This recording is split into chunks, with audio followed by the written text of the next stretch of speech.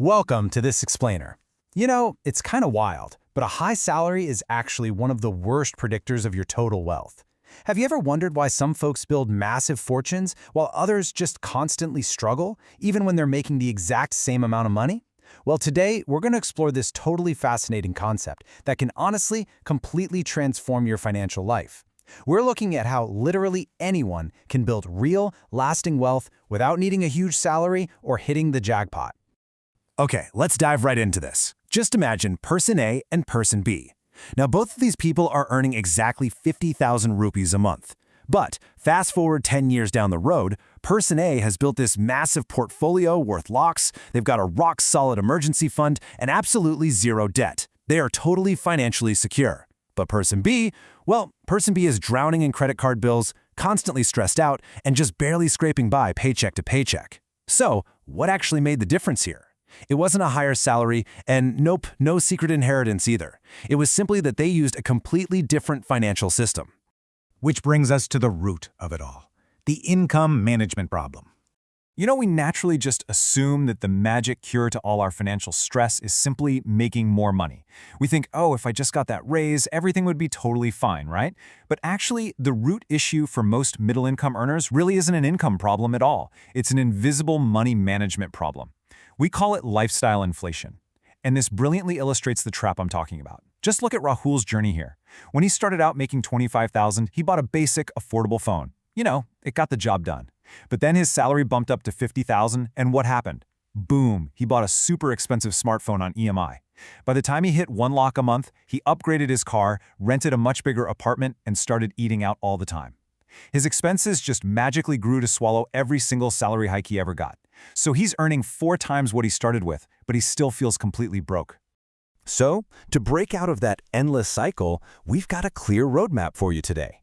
First, we'll meet the 50-30-20 rule. Second, we'll clearly define needs, wants, and savings. Third, we'll run through some real-life salary breakdowns. And finally, we'll cover common budgeting mistakes to avoid. All right, step 1. Meet the 50-30-20 rule. Now, what's really interesting here is how elegantly simple this system is. It was popularized by economist Elizabeth Warren, and the absolute best part? You need absolutely no advanced financial knowledge, no complex apps, and 0 complicated spreadsheets to make it work. Literally, every single paycheck you get is automatically divided into 3 clean, proportionate slices. 50% goes strictly to your needs, 30% is allocated for your wants, and the final 20% is carved out just for your savings and investments. And that's it. That's the entire mathematical formula right there. Moving on to part 2, needs, wants, and savings. Okay, so knowing those percentages is really only half the battle. We have to draw clear boundary lines, because if we mislabel our spending, well, the math just isn't going to work to build wealth. Let's tackle that biggest slice first, needs. These are your absolute non-negotiables. We're talking essential expenses, strictly required for your basic survival and daily living. This category absolutely needs to take up exactly 50% of the pie. So, if you're that person we talked about earlier earning 50,000 rupees a month, your needs budget is strictly capped at 25,000. So, what exactly falls into this non-negotiable list? It's things like your house rent, groceries, utility bills like electricity, transportation to get to your job, insurance premiums, basic healthcare, and your kids' education fees. Now, I want to challenge you with the ultimate test for this list. Whenever you look at an expense, just ask yourself, if I lost my job tomorrow, would I still absolutely need to pay this? If the answer is no, it does not belong here. So just to be crystal clear, your daily food delivery, that Netflix subscription, and your premium gym membership, yeah, they definitely do not qualify as needs. And that brings us perfectly to the next 30%, which goes straight to your wants. By definition, these are guilt-free expenses that make life enjoyable, but, they're not mandatory for your actual survival. Honestly, I describe this 30% allocation as the brilliant secret to why this whole budgeting system actually works. It doesn't force you to heavily restrict yourself or stop having fun. You really don't have to live miserably to build wealth. So what actually fits into this fun bucket? Movies and entertainment, taking vacations, dining out, shopping for cool new gadgets, all those entertainment subscriptions like Netflix that we just kicked out of the needs category, and luxury purchases. If you're earning 50,000, you get a full 15,000 completely carved out every single month for guilt-free spending on these exact lifestyle items.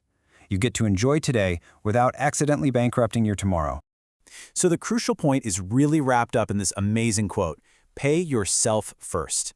You see, most people do budgeting entirely backward. They spend on their needs, then they spend on their wants, and then they kind of cross their fingers and promise to save whatever happens to be left over at the end of the month. And guess what? Usually, absolutely nothing is left. This framework demands a major philosophical paradigm shift.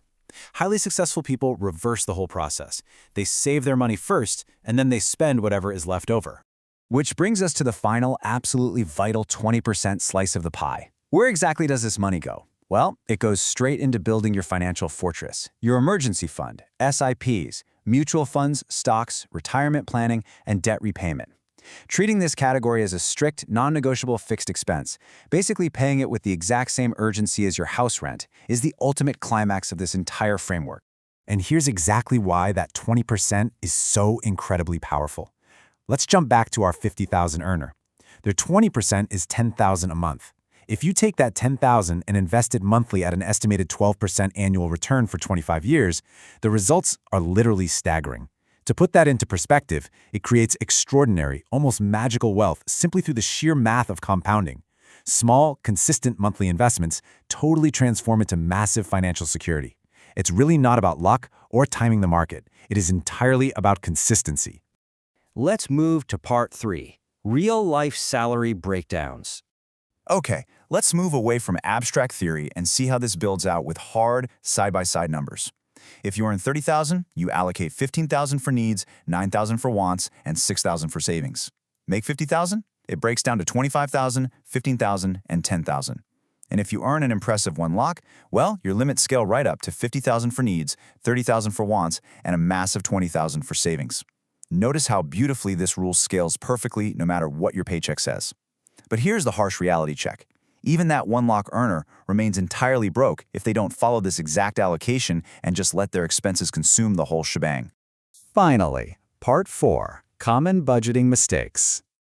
To make absolutely sure you succeed with this straightforward blueprint, let's quickly hit 5 critical traps you've got to actively avoid. Number 1, treating wants as needs. Seriously, be brutally honest with yourself when categorizing expenses. Number 2, investing only leftovers. Remember our golden rule: pay yourself first. Number 3, taking on unnecessary EMIs to fund gadgets or cars you can't truly afford yet. Number 4, ignoring emergency funds. You absolutely must have that safety net in place first. And number 5, which is probably the biggest trap of them all, increasing your lifestyle with every single raise. Listen, whenever you get a salary hike, you must increase your investments first, before you even think about upgrading your lifestyle.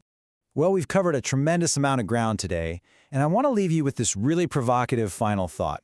Financial freedom doesn't come strictly from earning more. It actually comes from managing what you already earn. Wealth is a system built on consistency rather than just pure income.